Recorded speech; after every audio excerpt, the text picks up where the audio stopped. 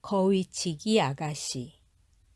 어느 왕국의 공주가 자신의 침실을 둘러보며 한숨을 푹 쉬었어요.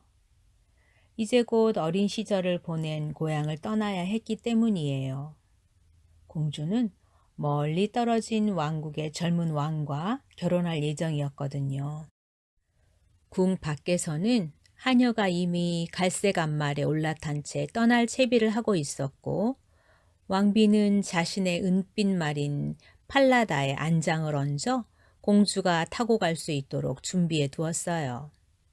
공주는 씩씩한 웃음을 지어 보이며 아래층으로 내려갔지요.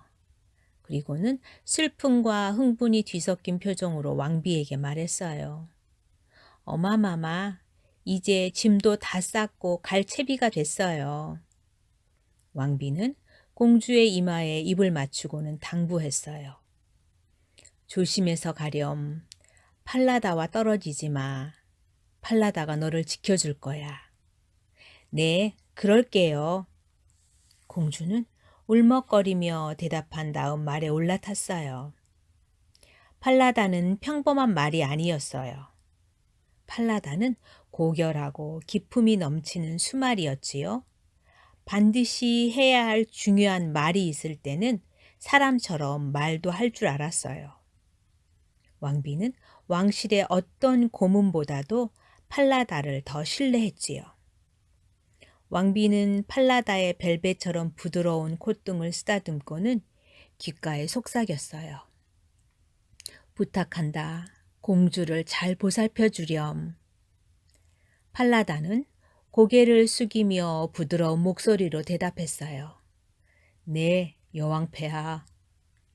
그런 다음 위풍당당하게 갈기를 털며 길을 나섰지요. 공주는 팔라다에 올라타 손을 흔들며 큰 소리로 외쳤어요. 잘 있어요, 어마마마. 공주는 궁전이 시야에서 사라질 때까지 손을 흔들었어요. 그러고는 고개를 돌려 눈앞에 펼쳐진 길을 바라보며 자기를 기다리는 새로운 나날을 상상했어요. 얼마 지나지 않아 개울이 나왔어요. 개울물이 어찌나 시원하고 상쾌해 보이던지 공주는 하녀에게 부탁했지요. 저 개울물을 한 모금만 마시고 싶어. 좀 떠다 줄래? 하지만 하녀는 꿈쩍도 하지 않은 채 이렇게 대꾸했어요. 마시고 싶으면 직접 떠 마시든지요. 저는 공주님의 몸종이 되란 말은 못 들었는데요. 공주는 깜짝 놀랐어요. 자신에게 그토록 무례한 하녀는 난생 처음 보았거든요. 하지만 공주는 말다툼을 하고 싶지 않아 팔라다에서 뛰어내려 물을 마시러 개울가로 갔어요. 공주가 물을 좀 뜨려고 몸을 숙였어요. 그런데 그만 휘청이다가 개울에 풍덩 빠지고 말았지요. 공주가 쓰고 있던 황금 왕관이 물살에 떠나려 가자 공주는 안절부절 못했어요. 하녀는 공주가 물에 흠뻑 젖어 덜덜 떨면서 간신히 일어나는 모습을 보고 깔깔 비웃었어요. 팔라다가 화가 나서 꼬리를 휙휙 휘두르고는 하녀에게 명령했어요. 공주님께서 추위에 떠시는 게 안 보이느냐? 당장 내 망토를 벗어들여! 하녀는 팔라다의 명령에 순순히 따랐어요. 하녀가 생각했어요. 사람 말을 할 줄 아는 말이니 또 무슨 능력이 있을지 누가 알아? 다시 길을 가다 보니 공주는 하녀가 자기 명령을 거역한 것은 까맣게 잊고 결혼식 생각에 빠졌지요. 얼마 후 또 다른 개울이 나왔어요. 공주가 하녀에게 물었어요. 저기서 마실 물을 좀 떠다 주겠니? 하지만 하녀는 코를 높이 쳐들고는 대꾸했지요. 마시고 싶으면 직접 떠 마시세요. 저는 공주님의 몸종 노릇을 하란 명은 못 들었다고요. 이번에도 공주는 다투고 싶지 않았어요. 하지만 이번에는 물에 다시 빠지지 않게 매우 조심해서 물을 떠 마셨답니다. 공주가 물을 다 마시고 말에 오르려 하자 하녀가 앞을 가로막고 툴툴거렸어요. 제 안장은 너무 딱딱하고 울퉁불퉁해서 엉덩이가 온통 멍이 들었어요. 잠깐만 말을 바꿔 타면 안 될까요? 공주가 말했어요.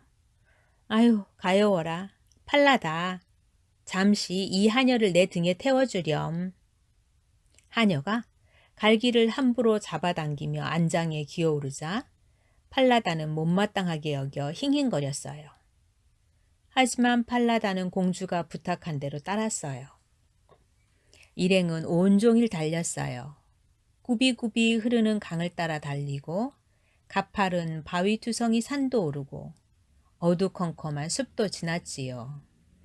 해가 질 무렵 마침내 왕의 궁전에 도착했어요. 왕과 들뜬 신하들이 공주를 맞으러 달려나왔어요. 공주는 왕관을 잃어버린 데다 머리칼은 지저분하게 헝클어져 있었고 몸에는 하녀의 누더기 같은 망토를 걸치고 있었지요. 반면 근사한 팔라다에 올라탄 채 오만한 표정을 띤 하녀는 공주보다 훨씬 위풍당당해 보였어요. 왕족은 하녀가 왕의 신부감이라고 생각하고는 하녀를 애웠었어요. 왕은 양팔로 하녀를 번쩍 들어 올리더니 곧장 궁으로 안고 들어갔지요. 진짜 공주가 쫓아가려 했지만 경비병이 막아서지 뭐예요. 공주가 말했어요. 제발 들여보내주세요. 다들 어처구니 없는 실수를 하셨어요. 제가 공주입니다. 폐하와 들어간 저 아가씨는 하녀일 뿐이에요. 경비병이 비웃으며 말했어요. 당신 꼴을 좀 봐요. 어디를 봐도 공주 같지는 않은데요. 경비병은 공주를 궁 안에 들이기를 완강히 거부했지요. 그 사이 하녀는 안내를 받아 우아하게 꾸민 연회장으로 들어섰어요. 식탁마다 귀한 음식이 푸짐하게 차려져 있었지요. 식탁 앞에 앉으며 하녀는 우쭐해져서 생각했어요. 이게 진짜 인생이지. 나는 종으로 살고 싶은 마음은 눈꼽만큼도 없었어. 그리고 이제 여기 사람들은 모두 내가 공주라고 생각하잖아. 하녀와 마주 앉은 왕은 하녀의 행동거지가 왠지 공주답지 않아서 어리둥절했어요. 하지만 왕은 의심을 덮어두고 생각했어요. 멀리서 오느라 피곤해서 그런 게 틀림없어. 저녁 만찬 후 악단이 연주를 시작했어요. 그러자 왕은 하녀의 손을 잡고 춤을 추러 나갔어요. 모두들 우아하게 방 안을 빙글빙글 돌며 춤을 추었어요. 그런데 하녀는 양 발을 번갈아 디뎌 깡충깡충 뛰고 까불대며 춤을 추지 뭐예요? 왕은 당황하며 생각했어요.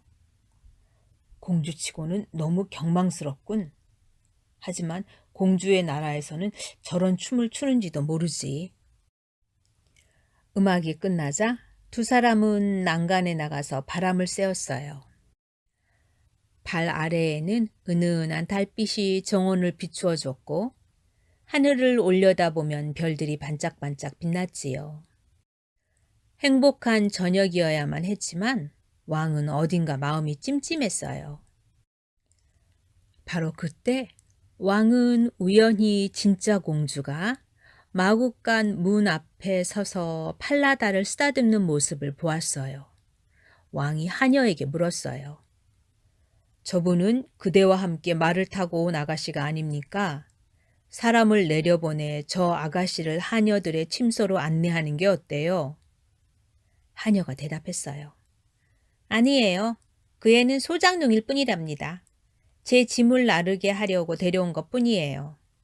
저 애가 왜 아직까지 저기서 어슬렁거리고 있는지 모르겠네요.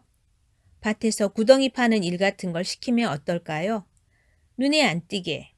그러니까 빈둥거리지 않게요. 왕은 공주를 내려다보았어요. 공주는 너무 곱고 아름다워서 천한 신분 같아 보이지 않았어요. 그런 공주가 구덩이를 판다고 생각하니 왕은 마음이 언짢았지요. 왕이 말했어요. 성에 거위를 키우는 소년이 있어요. 저 아가씨가 그 소년을 돕게 하면 되겠군요. 하녀는 생각했어요.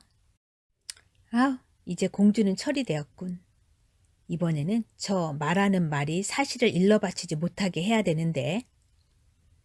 이튿날 아침 하녀는 그 지역에 사는 푸주간 주인을 불러 말했어요. 내가 여기에 몰고 온 저 말은 몹시 위험해요. 저놈이 나를 몇 번이나 바닥에 떨어뜨렸지 뭐예요. 당장 해치워 주세요. 푸주간 주인이 말했지요. 네, 물론이죠.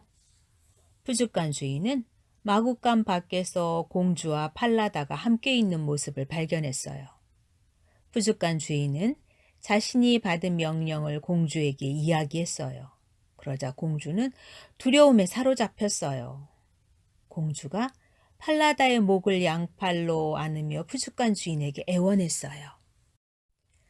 제발 제 말을 죽이지 마세요. 그러자 푸주간 주인이 되받았어요. 제가 왜 왕의 신부가 아닌 소장농 아가씨의 말을 들어야 하죠? 공주는 자신이 바로 진짜 공주라고 말하려다가 그가 자기 말을 믿지 않을 거라는 생각이 들자 입을 닫았어요. 공주는 그 대신 신중하게 말했지요. 이 은혜를 잊지 않을게요. 꼭 갚겠습니다. 공주가 너무나 사랑스러웠던 나머지 푸주간 주인은 거절할 마음이 서지 않았어요. 그래서 하는 수 없다는 듯 퉁명스럽게 대답했지요. 그럼 좋아요. 하지만 대신에 도시의 성벽 밖에 말을 둬야 해요. 아무도 찾지 못하게 말입니다. 그리하여 공주는 거위치기 아가씨가 되어 새로운 생활을 시작했어요. 한편 하녀도 궁전에서 새로운 생활에 적응해 갔지요. 하녀는 궁전의 하인들을 못살게 굴었어요. 어느 날은 하녀가 일부러 진흙투성이 구두를 신고 갓 청소한 상아색 양탄자위를 활보했어요. 그 다음 날에는 복잡한 10단계 코스 요리를 차리도록 하고는 한 입도 먹지 않고 음식을 돌려보냈지요. 정중하게 부탁하는 말도 고맙다는 인사도 하지 않은 채 말이에요. 머지않아 하녀의 평판이 아주 나빠졌어요. 공주는 자신의 정체를 밝힐 수 있을 때까지는 하녀의 눈에 띄지 않기로 결심했어요. 공주는 매일 아침 일찍 거위치기 소년과 함께 왕의 거위들을 몰고 궁터 밖으로 나갔지요. 거위들은 뒤뚱거리고 갸웃거리며 도시를 에워싼 성벽의 관문을 통과해 저 멀리 싱그러운 초록빛 들판으로 움직였어요. 공주는 사람들의 눈을 피해 팔라다를 데리고 다녔지요. 거위 소년이 멀리 있어 듣지 못할 때면 공주는 팔라다에게 얼굴을 비비며 다정한 목소리로 말했어요. 어느 아침 공주가 팔라다에게 속삭였어요. 팔라다, 우리는 이렇게 살려고 여기에 온 게 아닌데. 너는 여기 이렇게 숨어 지낼 게 아니라 자유롭게 뛰어다녀야 하고 나는 왕과 결혼할 준비를 하고 있어야 하는데. 말은 당당하게 갈기를 휘날리며 대답했어요. 저를 믿으세요, 공주님. 제가 어떻게든 왕이 진실을 알아차리게 만들겠습니다. 팔라다의 약속을 듣고 안심한 공주는 풀밭에 앉아 머리를 빗기 시작했어요. 그때 거위치기 소년이 공주의 긴 금발이 어깨 위로 너울거리는 모습을 넋을 놓고 바라보았지요. 소년은 그 머리카락을 너무 만지고 싶어서 슬며시 더러운 손을 뻗었어요. 팔라다가 그 모습을 보고 화가 나서 힝힝거리자 공주가 고개를 들었지요. 공주가 되뇌었어요. 산들바람아 이리저리 불어라. 이 악당의 모자를 실어가렴. 그러자 소년 주위로 바람이 휘몰아치더니 장난이라도 치듯 소년의 모자를 바람결에 요리조리 떠다니게 했어요. 소년이 소리쳤어요. 이건 너무하잖아. 그러더니 모자를 쫓아 들판을 가로지르며 달려갔어요. 이튿날에도 똑같은 일이 벌어졌고 그 이튿날도 마찬가지였어요. 매일같이 거위치기 소년은 공주의 금빛 머리칼을 만지려고 했어요. 그러면 그때마다 바람이 불어와 모자를 실어갔고 소녀는 또다시 모자를 잡으러 이리저리 쫓아다니곤 했지요. 거위치기 소녀는 계속해서 실패하자 실망스러웠고 결국 더는 못 참겠다고 생각했어요. 소녀는 왕에게 조마조마한 마음으로 말을 꺼냈어요. 전하, 저는 이제 저 아가씨와 함께 거위를 치고 싶지 않습니다. 왕이 물었어요. 도대체 왜 못하겠다는 거냐? 거위치기 소년이 투덜거리며 대답했어요.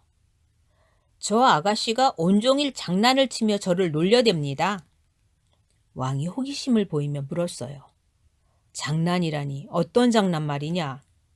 그래서 거위치기 소년은 공주가 바람에게 명령을 내릴 줄 안다고 일러 바쳤어요. 어쩌면 그 아가씨는 마녀일지도 모릅니다. 왕이 대답했지요. 내 말이 사실이라면 그 아가씨한테 별난 구석이 있는 게 분명하구나. 그래도 한 번만 더 그 아가씨를 데리고 나가서 거위를 돌봐라. 그 다음부터는 너 혼자서 거위를 치게 해주마. 이튿날 왕은 아침 일찍 일어났어요. 왕은 모자가 달린 망토 차림으로 변장했지요. 그런 다음 거위치기 소년과 공주를 쫓아 궁터를 나섰어요. 왕은 두 사람 몰래 그늘로만 걸었지요. 두 사람은 들판에 거위를 풀어놓았고 왕은 성벽의 문에 숨어서 몰래 지켜보았어요. 평소처럼 공주는 거위치기 소년이 듣지 못할 만큼 멀리 가기를 기다렸다가 팔라다에게 말을 건넸어요. 공주가 슬픈 목소리로 말했어요. 왕의 결혼식이 내일이야. 내가 무슨 수로 왕이 그 못된 하녀와 결혼하지 못하게 막겠니? 팔라다는 코를 발름거리더니 귀를 쫑긋 세웠어요. 팔라다는 공주의 등 뒤를 건너다 보았고 성벽의 관문에 웬 망토를 뒤집어 쓴 사람이 서 있는 것을 발견했지요. 팔라다는 첫눈에 그 사람이 왕인 것을 알아차렸어요. 팔라다가 왕에게 들릴 만큼 큰 목소리로 말했어요. 공주님이 왕의 진짜 신부라는 걸 우리가 증명할 수 있을 거예요. 저만 믿으세요.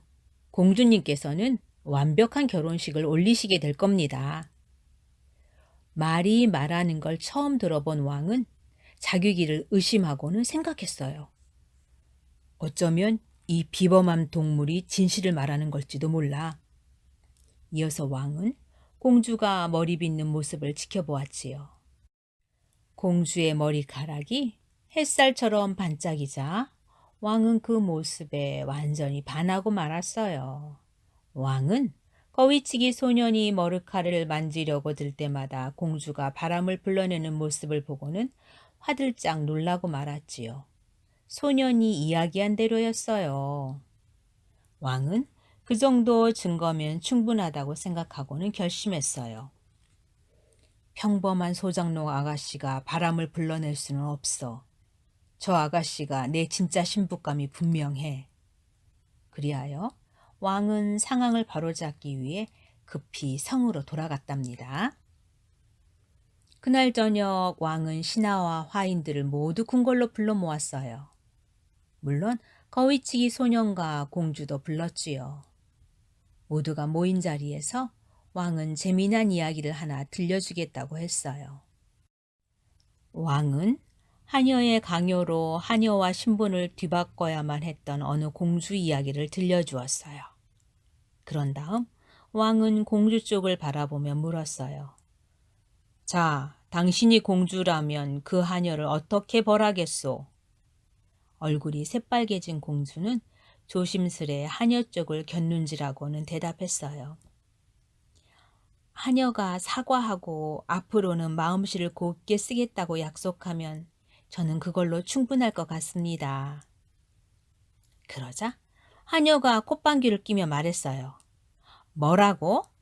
내 하녀가 그런 짓을 하면 나는 그 애를 못이 가득한 술통에 넣고는 숨이 끊어질 때까지 온 도시에 대굴대굴 굴려버릴 텐데. 왕이 물었어요. 그래? 내가 스스로를 그렇게 벌하고 싶다고? 이 이야기 속 하녀가 바로 너고 이 거위치기 아가씨가 진짜 공주 아니더냐? 말도 안 돼요. 제가 공주. 하녀는 대뜸대꾸했다가 그만 말문이 막히고 말았어요. 아무도 자기 말을 믿지 않는다는 것을 깨달았기 때문이지요. 저를 술통에 넣지 말아주세요. 진심이 아니었어요. 왕은 말했어요. 나는 누구에게도 그런 무자비한 벌을 내리지 않는다. 대신에 너는 공주에게 사과하겠느냐? 하녀는 오만하게 대꾸했어요. 그렇게는 못해요.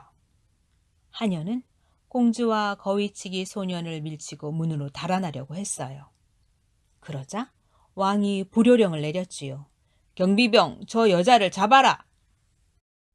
그리하여 하녀는 왕 앞에 도로 끌려왔어요. 발길질을 하고 악을 쓰면서 말이에요. 왕이 하녀에게 말했어요. 내가 사과를 하지 않겠다고 하니 너에게 다음과 같은 벌을 내리노라. 너는 온갖 지저분한 일을 도맡아 해야 한다. 밭에서 구덩이를 파고 마구간을 청소하고 궁궐의 모든 양탄자를 털어라. 하녀가 툴툴거리며 경비병들에게 끌려나갔지만 아무도 하녀에게 눈길을 주지 않았어요. 모든 눈이 공주에게 쏠려 있었지요. 공주가 왕에게 물었어요. 어떻게 진실을 알아내셨나요? 왕이 대답했어요.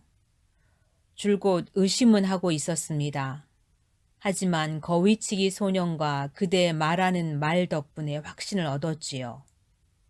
이튿날 왕과 공주의 결혼식이 열렸어요. 공주의 부탁으로 결혼식에는 푸죽간 주인을 비롯한 몇몇 손님이 더 참석했지요. 그건 바로 시동 역할을 맡은 팔라다와 거위치기 소년, 그리고 거위떼였지요. 거위들은 신부의 들러리로 등장해 결혼식 행렬을 뒤뚱뒤뚱 따랐답니다. 그 모습은 공주가 꿈꾸던 완벽한 결혼식이었어요. 모두가 왕과 진짜 공주가 행복하게 살 것을 의심하지 않았답니다.